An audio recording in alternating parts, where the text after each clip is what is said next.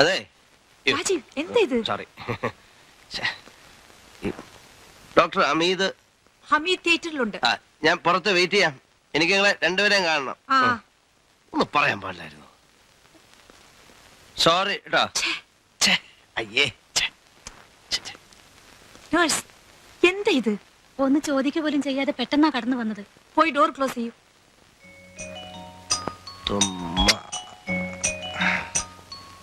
തുമ്മി നീ എന്നെ വിട്ടിട്ട് പോയി അല്ലേ?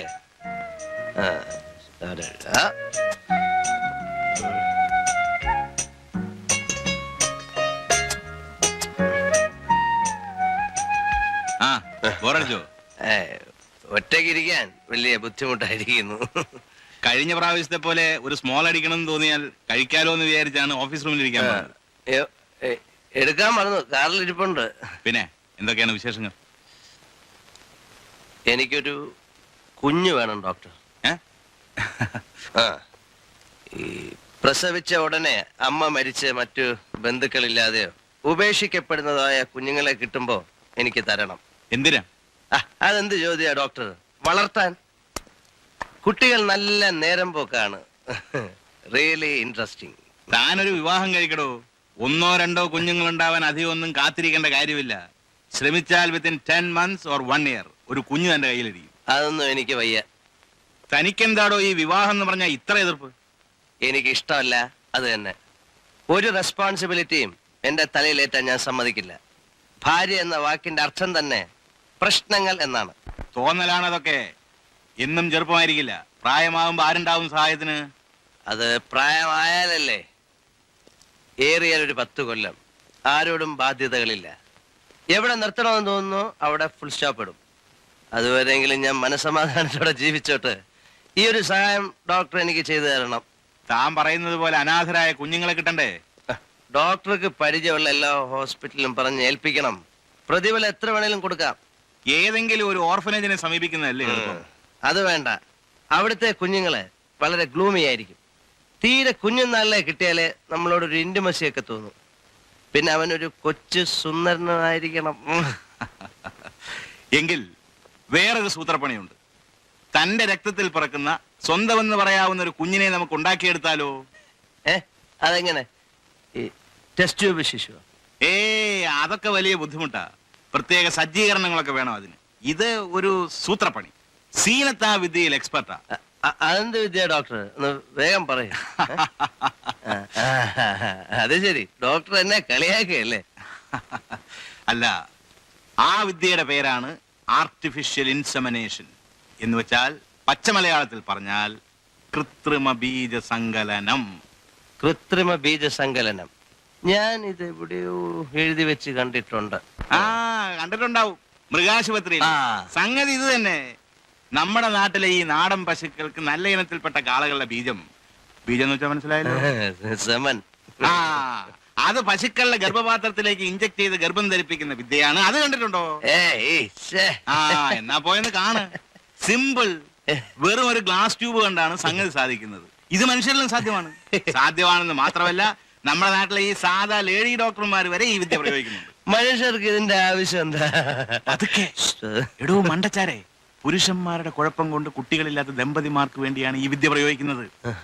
നമ്മുടെ സീനത്ത് തന്നെ ഒരു 10-15 പേർക്ക് ഇൻസെമിനേഷൻ നടത്തി കുട്ടികളെ ഉണ്ടാക്കി കൊടുത്തിട്ടുണ്ട്. എന്തിന്? ഞാൻ വരെ കൊടുത്തിട്ടുണ്ട്. എന്ത്? തേങ്ങാക്കൊല. വാ, വിസ്തരിച്ച് പറഞ്ഞുതരാം. കൃത്രിമ ബീജസങ്കലന ഡോക്ടർ. എടോ, പശുക്കൾക്ക് ആസ്ട്രേലിയയിൽ നിന്നും മറ്റും നല്ല ഇനം വിത്തുകാളകളുടെ സെമൻ കുപ്പിയിലാക്കി വരുന്നുണ്ട്.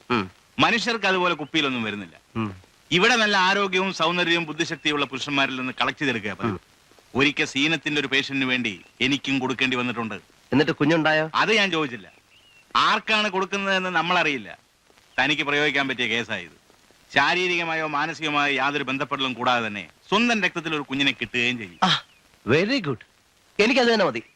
എനിക്ക് എന്റെ രക്തത്തിൽ എന്റെ മകൻ. അവൻ എന്നെ പോലെ വെളുത്ത് കൊഴുത്തിരിക്കും അല്ലേ ഡോക്ടർ? വെറുതെ പറഞ്ഞ് വിളിക്കുകയല്ല, അവകാശം ഉണ്ടായിട്ടാണ് അവൻ എന്നെ അച്ഛ എന്ന് വിളിക്കാൻ പോകുന്നത് അല്ലേ? ഈ എടുത്ത് വളർത്തിയാൽ വെറും ഡ്യൂപ്ലിക്കേറ്റ് അച്ഛനെ ആകൂ. വേറൊന്നും ചിന്തിക്കാനില്ല. ഡോക്ടർ സീനത്തിനെ കൊണ്ട് സമ്മതിപ്പിക്കണം. പക്ഷേ അതിനും വേണമല്ലോ ഒരു പെണ്ണ്. ഓ, ശാരീരികമായ ബന്ധപ്പെടലില്ലെങ്കിലും ഗർഭം ധരിക്കാനും 10 മാസം ചുമന്ന് പ്രസവിക്കാനും തയ്യാറുള്ള ഒരു സ്ത്രീ വേണം.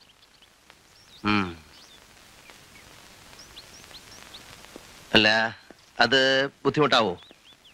എന്റെ മകൻ ഒരു അലവലാതി സ്ത്രീയുടെ വയറ്റിലൊന്നും വളരാൻ പാടില്ല. നല്ല സ്ത്രീ ആയിരിക്കണം, കാണാനും പാരമ്പര്യവും. അത് കിട്ടുമായിരിക്കും അല്ലേ? ചോദിക്കുന്ന പണം നമുക്ക് കൊടുക്കാം, കിട്ടില്ലേ? എനിക്ക് തോന്നുന്നില്ല. പ്രത്യേകിച്ച് നമ്മുടെ നാടിന്റെ കൾച്ചറിലും സെറ്റപ്പിലും വാടകയ്ക്കൊരു സ്ത്രീയെ കിട്ടുമായിരിക്കും. പക്ഷെ വാടകയ്ക്കൊരു ഗർഭപാത്രം വെരി ഡിഫിക്കൽട്ട്. ഒരുപക്ഷെ ഇംഗ്ലണ്ടിലും അമേരിക്കയിലും എളുപ്പത്തിൽ കിട്ടും. എങ്കിൽ അത് മതി, നമുക്ക് അവിടുന്ന് കൊണ്ടുവരാം. പണം ഒരു പ്രശ്നമല്ല, എത്ര ലക്ഷം വേണമെങ്കിലും കൊടുക്കാം. എന്താ ലക്ഷങ്ങളുടെ കണക്ക്? ഞാൻ വെറുതെ ആർട്ടിഫിഷ്യൽ ഇൻസമിനേഷനെ കുറിച്ച് പറഞ്ഞു. രാജീവിന് ഇപ്പൊ ത്രില്ലായിരിക്കുക. മറ്റ് റിലേഷൻഷിപ്പ് ഒന്നും ഇല്ലാത്തൊരു കുഞ്ഞു വേണോ അത്രേ. ഡോക്ടർ എന്നെ ഒന്ന് സഹായിക്കണം. എന്റെ രാജീവ്, നിങ്ങളുടെ ഈ മണ്ടൻ ആഗ്രഹം കൊണ്ടൊന്ന് കളയാവോ? ഇത് കുഞ്ഞുങ്ങളില്ലാത്ത ഭാര്യ ഭർത്താക്കന്മാർക്കുള്ള ചികിത്സാ രീതിയാണ്. അല്ലാതെ ഏതെങ്കിലും ഒരു സ്ത്രീ ഇതിന് തയ്യാറാവോ? ആദ്യം ഒരു പെൺകുട്ടിയെ വിവാഹം കഴിക്കും. പിന്നെ ഇതാണ് നിങ്ങൾക്ക് താല്പര്യമെങ്കിൽ നമുക്ക് നോക്കാം.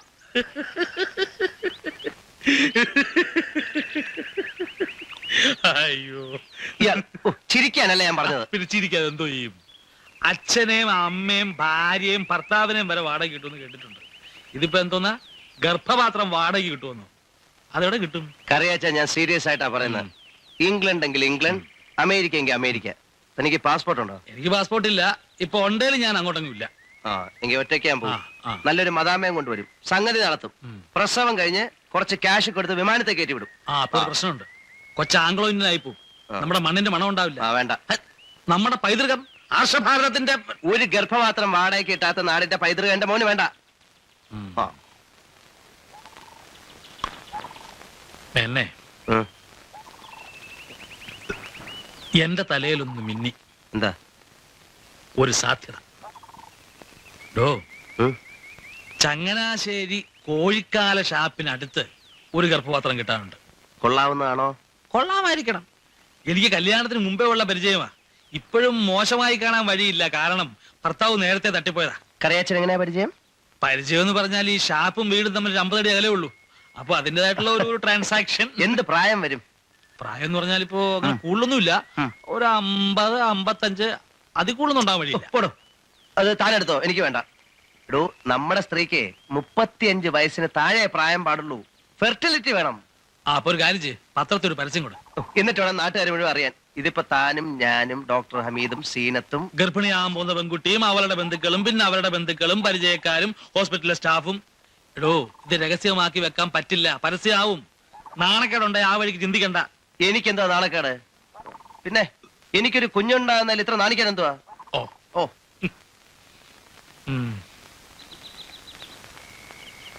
എങ്കിൽ നമുക്കേ തുമ്മിയെ പോലൊരു ചെക്കനെ കിട്ടിയാൽ നല്ല രസമായിരിക്കും അല്ലേ?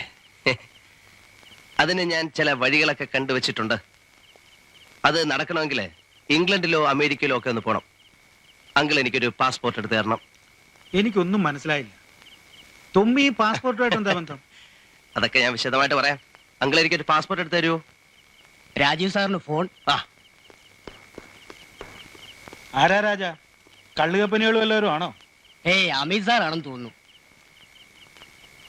ഇവരൊക്കെ കൂടി എന്തോ ചില ചുറ്റിക്കളികളുണ്ട്.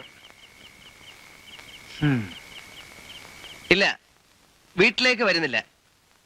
ഞാൻ അവിടെ വെയിറ്റ് ചെയ്യാം. വേഗം വരണം, ഞാൻ ഇത് ഇറങ്ങായി. അങ്കിൾ, ഒരു അത്യാവശ്യമുണ്ട്.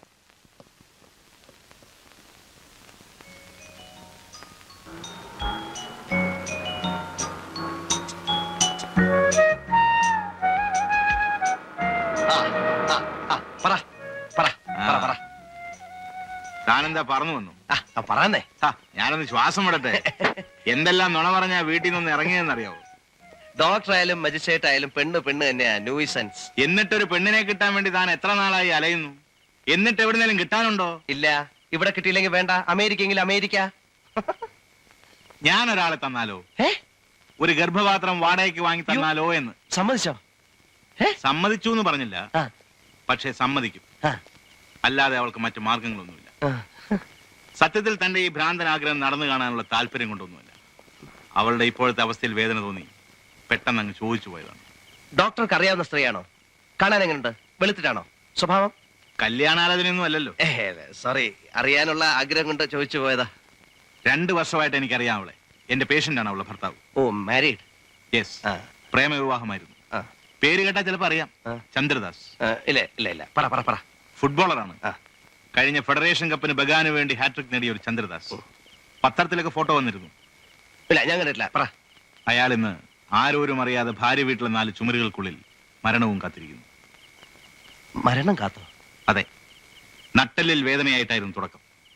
പല ആശുപത്രികളിലും കൊണ്ടുപോയി ചികിത്സിച്ചു. ആരും ശരിയായി ഡയഗ്നൈസ് ചെയ്തില്ല. പലരും പല രോഗത്തിന്റെ പേരിലും ചികിത്സിച്ചു. സ്ട്രോങ് മെഡിസിൻസ് കഴിച്ച് 6 മാസങ്ങൾക്ക് മുമ്പ് അയാളുടെ വൃക്കകളും തകരാറിലായി.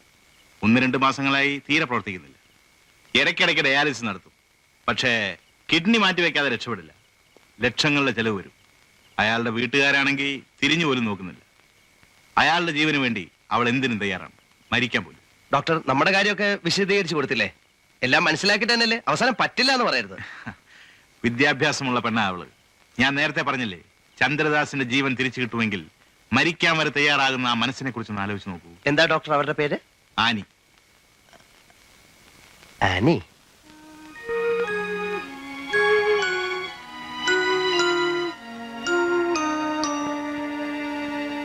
ഈ ആളെ നീ കണ്ടിട്ടുണ്ടോ? ഇല്ല. ഡോക്ടർ ഒരു കഥ പോലെയാണ് അയാളെ കുറിച്ച് പറഞ്ഞു വന്നത്. പറഞ്ഞു വന്നപ്പോ ഒരു കിറുക്കന്റെ രൂപമാണ് എനിക്ക് തോന്നിയത്. എല്ലാവർക്കും ഉണ്ട് കിറുക്ക്. അയാൾക്ക് കുഞ്ഞുങ്ങളോട് കിറുക്ക്, എനിക്ക് കളിപ്പന്തുകളോട്, നിനക്ക് ഒരു പ്രയോജനവുമില്ലാത്ത എന്നോട്. എന്തിനാ ദാസ് ഇങ്ങനെയൊക്കെ പറയുന്നത്? നമുക്ക് പിടിച്ചു നിർത്താൻ കഴിയാത്തതായി പലതുമുണ്ട്. കാലം, സൂര്യൻ, ജീവൻ. നീ അതിനാണ് ശ്രമിക്കുന്നത്. പോകുന്നതെല്ലാം പോട്ടെ എന്ന് വിചാരിച്ച് സന്തോഷത്തോടെ ഞാനും കടന്നു പോട്ടെ. ഇല്ല, എന്ത് വില കൊടുത്തും ഞാൻ പൊരുതി നിൽക്കും. വിധിക്ക് എന്നെ തോൽപ്പിക്കാൻ പറ്റില്ല. ദാസിന്റെ എല്ലാ അസുഖവും മാറും. പഴയതുപോലെ കളിക്കളത്തിലേക്ക് തിരിച്ചു വരും. പണത്തിന്റെ കുറവേ ഉള്ളൂ. അതുകൊണ്ടാണ് ഞാനിത് ആലോചിക്കുന്നത്. നിന്റെ ശുഭാപ്തി വിശ്വാസം ഭയങ്കരം തന്നെ. ഞാനൊന്നും പറയുന്നില്ല, നിന്റെ ഇഷ്ടം പോലെ ചെയ്യാം. ഒരു കിറുക്കന്റെ സ്വപ്നമെങ്കിലും സഫലമാവട്ടെ.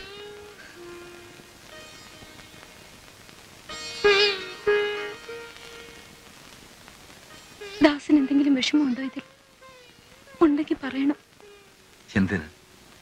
നിന്റെ മനസ്സും ശരീരവും എല്ലാം എനിക്ക് മാത്രമാണ്. പിന്നെ ഒരു ഭ്രൂണത്തിന്റെ വളർച്ച, 10 മാസം വളർച്ചയുള്ള ഒരു ട്യൂമർ, അത്രയല്ലേ ഉള്ളൂ. അതെ, അതിലപ്പുറം ഒന്നുമില്ല.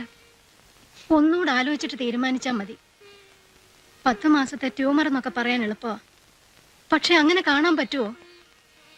ഇതല്ലാതെ 1.5 ലക്ഷം രൂപ ഉണ്ടാക്കാൻ നമ്മൾ എന്ത് ചെയ്യും അമ്മച്ചി? ഒരു ഭാരം ചുമക്കുന്ന പോലെ ഞാൻ കണക്കാക്കൂ. അത്രയും കാശ് അയാൾ തരുമോ? തരണം. എങ്കിലും സമ്മതിക്കൂ. കർത്താവേ, കേട്ടുകേഴ്വി പോലും ഇല്ലാത്ത കാര്യങ്ങളാ. പൊറുക്കണേ.